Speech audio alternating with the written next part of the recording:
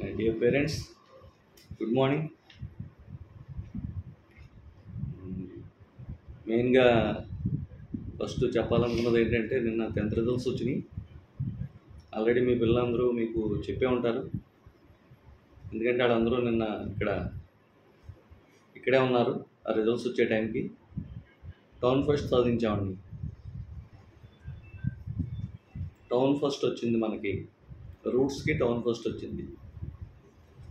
596 మార్కులు 600.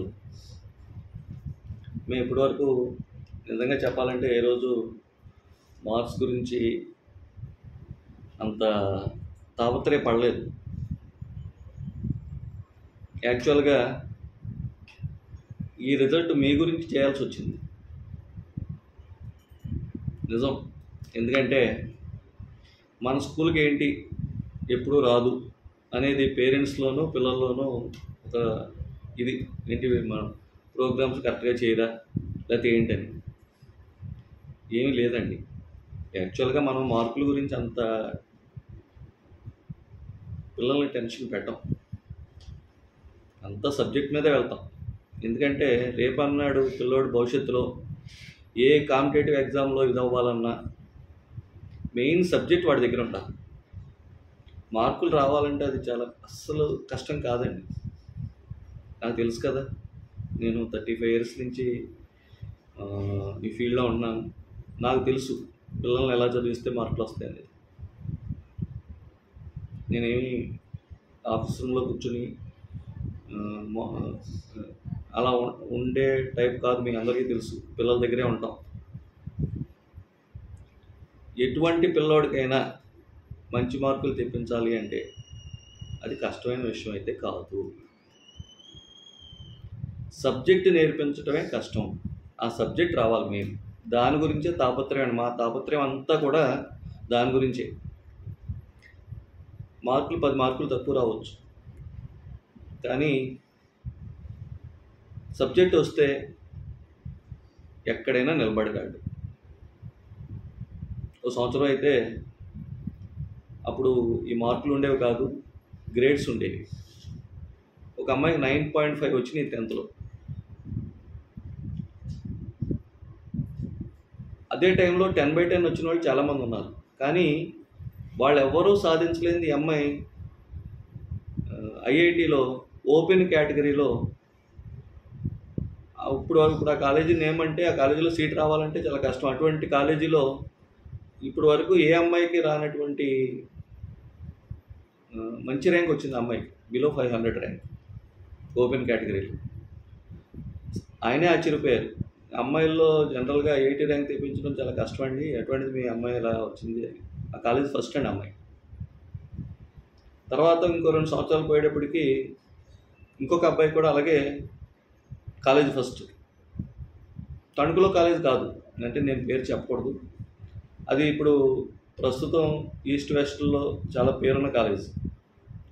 మళ్ళీ last year ఐఐటిలో మళ్ళీ మన పిల్లోడు ఆల్ ఇండియాలో 62వ ర్యాంక్ వచ్చింది.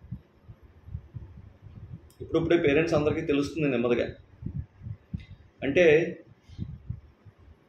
మీలో చాలామందికి తెలియదు మేము ఇక్కడ ఐఐటి ప్రోగ్రాము చేస్తున్నాం అనే విషయం. మీలో చాలామందికి తెలియకపోవచ్చు. అంటే ఎందుకు తెలియట్లేదు అంటే మీ దగ్గర మేము ప్రత్యేకంగా తీసుకోవట్లేదు ఐఐటి గురించి. ఐఐటికి స్పెషల్గా మీ దగ్గర తీసుకుంటే మీకు తెలుస్తుంది ఏది, ఓ 10,000 ఐఐటి ఫీజు అంటే ఓహో మనోడు ఐఐటిలో ఉన్నాడు అని. మేము సింగిల్ రూపీ కూడా ఐఐటి విషయంలో తీసుకోవట్లేదు. కానీ మనం ఎందుకు తీసుకోవట్లేదు, మా ఫస్ట్ నుంచి మేము ప్రిన్సిపల్ పెట్టుకున్నాం. అసలు రూట్స్ పెట్టిందే first IIT school in Tanuku.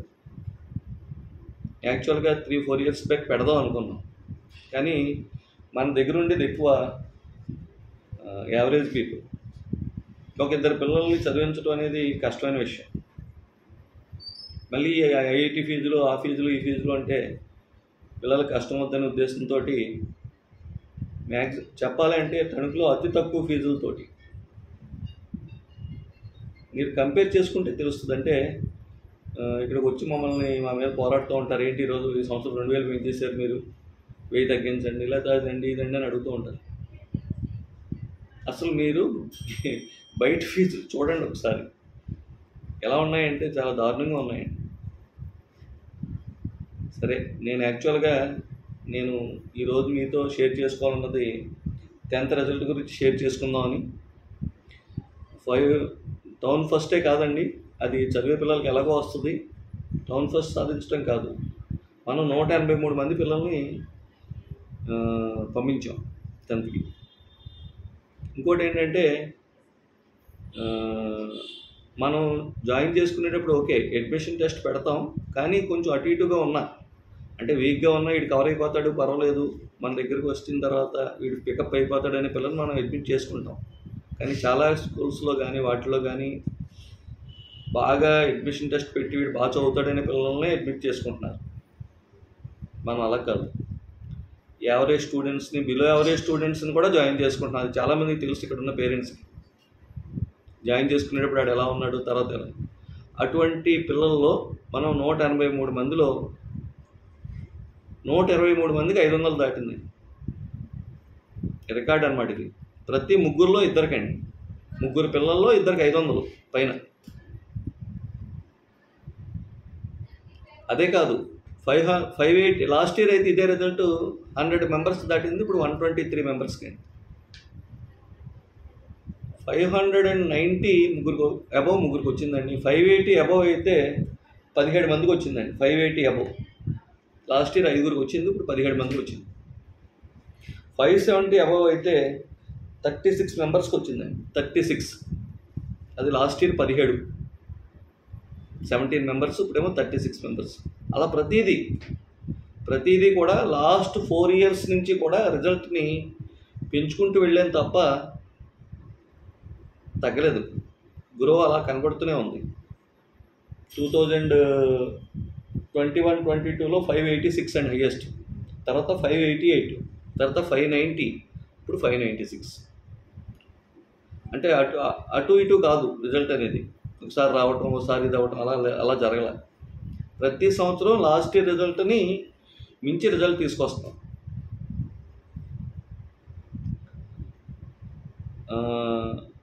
అదేవిధంగా 6th to 9th, already 9th పిల్లలకి 10th స్టార్ట్ చేసాం. సెకండ్ ఎగ్జామ్ జరుగుతుంది. వాళ్ళు ఆల్రెడీ నెమ్మదిగా వాళ్ళని ట్రాక్లోకి ఎక్కించేస్తున్నాం. ఇంకా వాళ్ళ మీద నేను ఇంకా దృష్టి పెడతాను. ఇప్పుడు సెకండ్ ఎగ్జామ్ జరుగుతుంది. ఈ ఇయర్ ఏం చేసామంటే, ఫస్ట్ నుంచి కూడా ప్రతి ఎగ్జాము 100 మార్క్స్కి మొదలుపెట్టాం. కంగారు పడకండి, స్లోగా వాళ్ళని పట్టాలు ఎక్కిస్తాం. ముందు ఈ 2 ఎగ్జామ్స్లోనూ ఎవరెవరు ఎలా ఉన్నారో చూసుకుని దాన్ని బట్టి సెక్షన్ డివిజన్ చేస్తాను.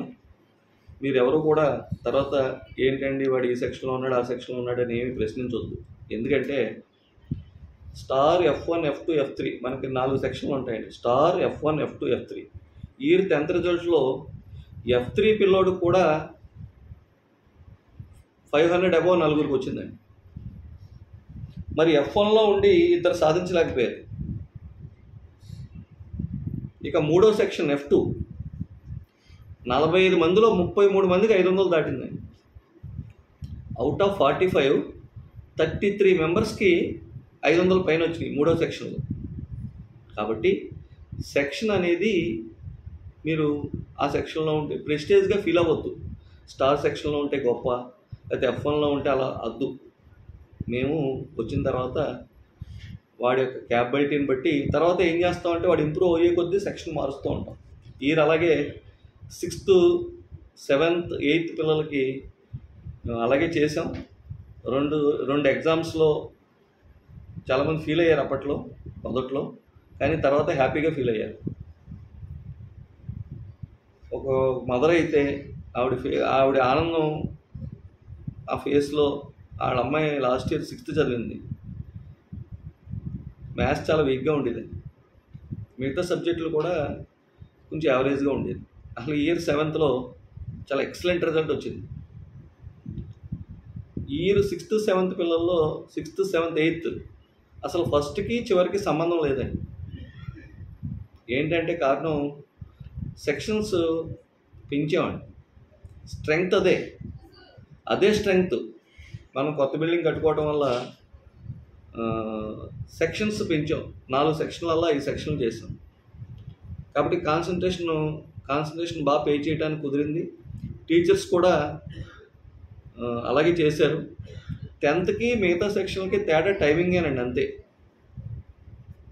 ఇప్పుడు 8th 9thలో ఉన్నాయి, same 10th స్టాఫేనండి. 8th 10th Telugu మీడియమే వెళ్తారు, 9th కూడా 10th తెలుగు మీడియమే వెళ్తారు. హిందీ కూడా అంతే, ఇంగ్లీష్కి అంతే, మ్యాథ్స్ ప్రతి సబ్జెక్టు కూడా ఇంచుమించుగా 8th 9thలకి అయితే 10thకి వెళ్ళే స్టాఫే 8th 9thలకి కూడా వెళ్తారు. కాబట్టి వాళ్ళు మన దగ్గర స్టాఫ్ అంటే మెయిన్ మన స్టాఫ్లో మన అదృష్టం ఏంటంటే మేము ఎంత తాపత్రయపడతామో వాళ్ళు కూడా అంతే తాపత్రయపడతారు. మనకి అది చాలా ప్లస్ పాయింట్. ఇంకోటి ఏంటంటే మన దగ్గర అందరూ చాలా well experienced staff, well experienced and long స్టాండింగ్లో మన దగ్గర ఉన్న స్టాఫ్ అండి వీళ్ళందరూ కూడా. ఏ స్కూల్లో కూడా అలా ఉండరండి. 2 సంవత్సరాలు చేస్తారు, మానేయటం, మళ్ళీ వేరే చోటకి వెళ్ళటం.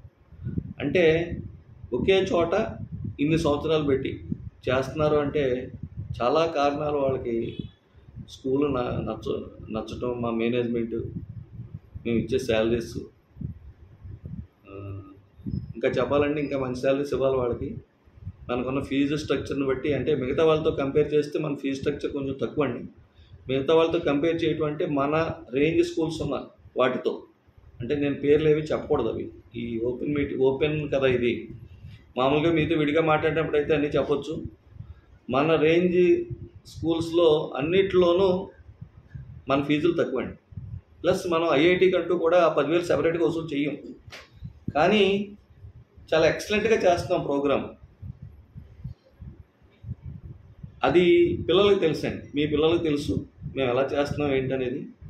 ఒకసారి మీ పిల్లల్ని అడిగి తెలుసుకోండి. ఒకవేళ ఏమన్నా పొరపాటున ఏమన్నా ఇంకా వీక్గా ఉన్న పిల్లలు ఎవరైనా ఉండుంటే వచ్చి నాతో మాట్లాడండి. ఈ సమ్మర్లో ఏమన్నా చేయగలిగితే చేద్దాం. లేదు చదువు విషయంలో అయితే కంగారు పడక్కర్లేదు, వాళ్ళ టైం వాళ్ళకి వస్తుంది. నాకైతే నమ్మకం ఉంది. నేను ఏ రోజు పిల్లోడిని చదువు విషయంలో టెన్షన్ పెట్టకూడదు. ఒకవేళ పేరెంట్ వచ్చి చెప్పినా నేను వద్దండి, కంగారు పడద్దు, నేను చూస్తాను, మీరేమీ కంగారు పడి ఇదవ్వక్కర్లేదు అని చెప్పి పిల్లోడికి కౌన్సిలింగ్ ఇవ్వాలండి. నేను వాడికి తెలియాలి, వాడికి ఏ రోజైతే చదువుకోవాలని స్టార్ట్ అవుతుందో ఆ రోజు నుంచి వాడి చదువు మొదలవుతుంది. మార్కుల గురించి అయితే కంగారు పడదు, సబ్జెక్ట్ కావాలి. సబ్జెక్ట్ చాలా ఇంపార్టెంటు ఈ కాలంలో. ఎందుకంటే రేపు 10th అయిన తర్వాత, రేపు ఇంటర్మీడియట్ అయిన తర్వాత ఎవరైనా సరే కాంపిటేటివ్ ఎగ్జామ్ ద్వారానే వాడు విన్ అవ్వాలి. ఇంటర్మీడియట్ 1990 మార్కులు, ఇప్పుడు 10thలో మార్కులు వచ్చి ఇంటర్మీడియట్లో ఇటువంటి మార్కులు వచ్చి నాకు ఇంజనీరింగ్ సీట్ ఇవ్వమంటే ఎవరండి? చాలామంది పేరెంట్స్ మా అమ్మాయికి ఎన్ని మార్కులు వచ్చిందో అనుకుంటున్నారు. కాదు, రేపు ఇంటర్మీడియట్లో ఖచ్చితంగా వాడు కాంపిటేటివ్ ఎగ్జామ్ రాయాలి. ఎంసెట్ కానీ, ఐఐటి కానీ, మెయిన్స్, నీట్, ఇటువంటి ఎగ్జామ్స్ అన్నీ రాయాలి. అందులో విజయం సాధిస్తేనే వాడికి మంచి కాలేజీలో సీట్ వస్తుంది. కాంపిటీషన్ చాలా ఎక్కువగా ఉంది. కాబట్టి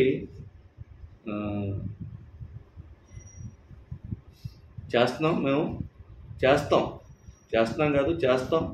ఇంకా భవిష్యత్తులో ఇంకా బాగా చేస్తాం.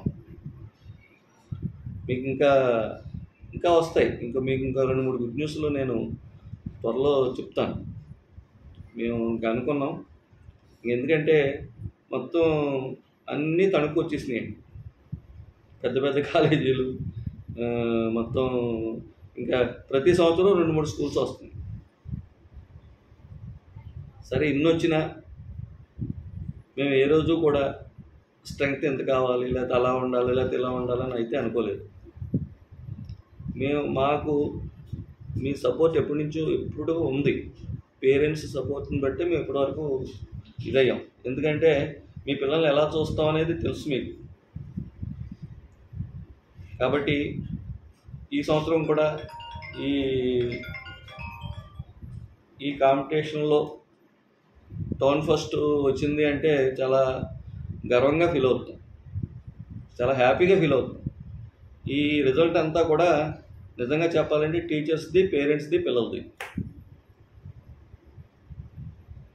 పేరెంట్స్ని ఎందుకంటారా, 7ంటికి రావాలంటే అమ్మ ఎన్నింటికి లేవాలి, ఎక్కడి నుంచి పిల్లోడు వచ్చి రావాలి, పెనుగొండ లేకపోతే సిద్ధాంతం, వడలి, పెనుమంట్ర అంతంత దూరాల నుంచి, మల్లిపూడి, జుత్తిగా, అత్తిలి ఇంతంత దూర ప్రాంతాల నుంచి వచ్చారండి పిల్లలు. ఇక్కడికి 7 గంటల కన్నా లేటుగా వస్తే నేను ఒప్పుకోను, ఎందుకంటే పొద్దుటే ఫస్ట్ క్లాస్ నాదే ఉంటుంది. అటువంటిది 7ంటికి ఇక్కడికి రావాలంటే వాడు అక్కడ ఎన్నింటికి బయలుదేరాలి, వాళ్ళ అమ్మ ఎన్నింటికి లేవాలి. మెయిన్ వాళ్ళ అమ్మగారికి మనస్ఫూర్తిగా, వాళ్ళ అమ్మలందరికీ కూడా నేను మనస్ఫూర్తిగా ధన్యవాదాలు తెలియజేసుకుంటున్నాను. నేను అదే చెప్తాను, అరే బాబు సిల్లీగా తీసుకోకండిరా, ఆవిడ 5, 4:30 లేచి మీకు వండి పెడితేనే మీరు వస్తున్నారా మీరు అందరూని, ఇక్కడ సీరియస్నెస్ లేకుండా ఉండొద్దు. అలా కౌన్సిలింగ్ ఇచ్చుకుంటూ మొత్తం సంవత్సరం అంతా అలా కౌన్సిలింగ్ ఇచ్చుకుంటూ వచ్చాం. హయ్యెస్ట్ మార్క్సే కాదు, మొత్తం అందరికీ మంచి మార్కులు వచ్చినాయి. అట్లా రిజల్ట్ మీరు చెప్పాలంటే మరి మంచి సెక్షన్ పిల్లలకి ఎవరైనా తీసుకొస్తారు. బాగా చదివే పిల్లలకి చెప్పడంలో ఏముంది, బాగా చదివే పిల్లలకి మేమేం చెప్పక్కర్లా, మామూలుగా ఒకసారి చెప్తే వాళ్ళు చదువుకుని ఒక యావరేజ్ స్టూడెంట్కి మంచిగా చెప్పి వాడికి మంచి రిజల్ట్ తీసుకురావడంలోనే ఉందండి అసలైన కిక్ అంటారు చూసారా, అది హ్యాపీ.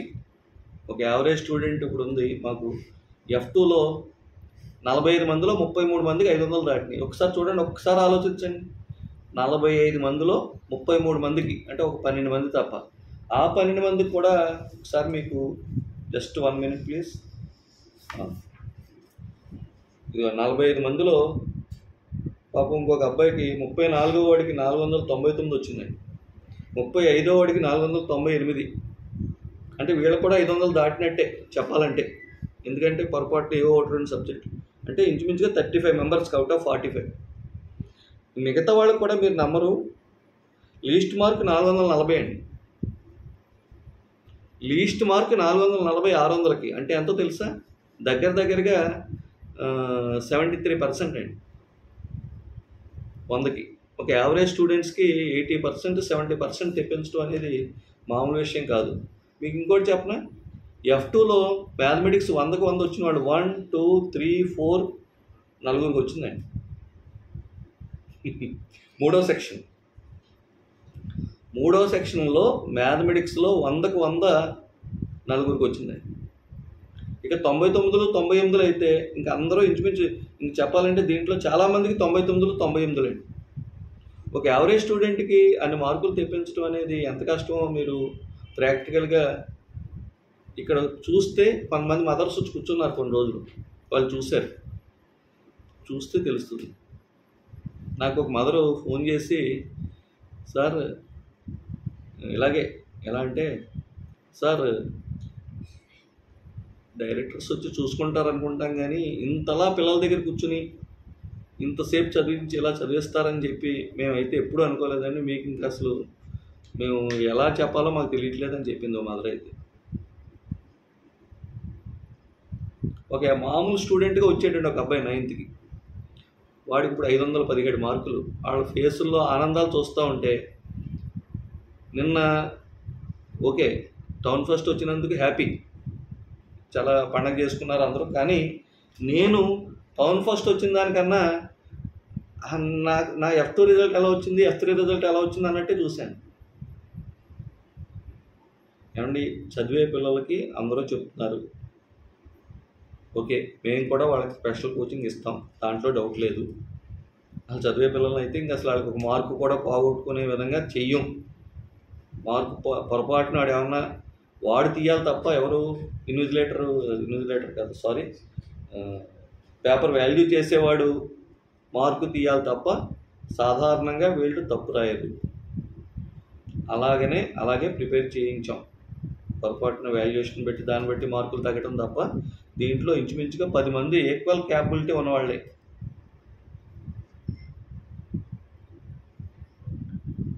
అంత ఈ 596 వచ్చి నేను ఆనందంలో ఉంటే నేను అంతా F2 రిజల్ట్ వీళ్ళు ఎలా వచ్చినాయి అసలు ఆ పేరెంట్స్ నిజంగా కొంతమంది అయితే కాళ్ళ మీద పట్టడం ఒకటే తక్కువ అన్నట్టుగా ఉంది. అసలు మేము ఫీజు కట్టాం చదివించాం అన్నట్టుగా లేరు వాళ్ళు.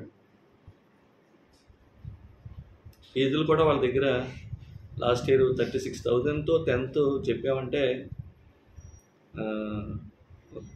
అది మాకు చాలా హ్యాపీగానే ఉంది.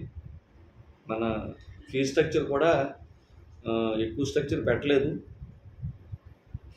అది ఎవరికి తెలుస్తుందంటే పక్కన మనతో పాటు ఉన్న స్కూల్స్ పిల్లలు ఉంటే వాళ్ళు ఎలా కట్టించుకుంటున్నారు మనకి ఎలా ఉందంటే వాళ్ళకి తెలుస్తుంది. కాబట్టి మాకు సపోర్ట్ చేయండి.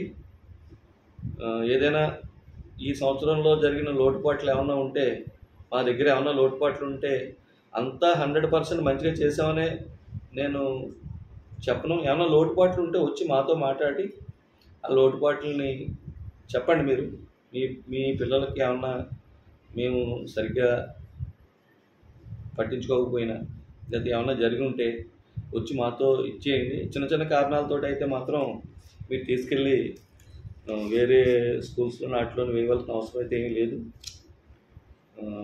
అది అసలు ఆలోచన పెట్టుకోవాల్సిన అవసరం లేదు. ఎందుకంటే మనం ఏదైనా చేయగలం. ఇంకా చెప్పాలంటే మిగతా వాళ్ళకన్నా బాగా చేస్తాం. నెక్స్ట్ ఇయర్ అయితే నేను ఇంకా ఆల్రెడీ నా టార్గెట్స్ని నేను ఆల్రెడీ డిసైడ్ చేసుకున్నాను. చెప్తున్నాను కదా, నేను మా స్టాఫ్ అందరూ కూడా క్లియర్గా చెప్పేశాను. ఆల్రెడీ లాస్ట్ మీటింగ్లోనే చెప్పేశాను. ఇలా ఉంటే కుదరదు, మనం ఇంకా బాగా చేయాలనే ఉద్దేశంతో ఉన్నాం. బాగా చేస్తాం. నేను మీ పిల్లోడికి అయితే సబ్జెక్టు విషయంలో ఏ విధమైన తేడా లేకుండా చేస్తాం. ఏదైనా ఏ సబ్జెక్టులో అయినా వీక్గా ఉంటే ఒకసారి రండి. వస్తే హాలిడేస్లో ఏమైనా చేయగలుగుతామో చూద్దాం. ఇంకా సబ్జెక్ట్ పరంగా కాకుండా వాడికి ఏమన్నా ఈ హాలిడేస్లో ఏమన్నా నేర్పించడానికి ట్రై చేయండి. పూర్తిగా వదిలేయద్దు. Okay, thank you.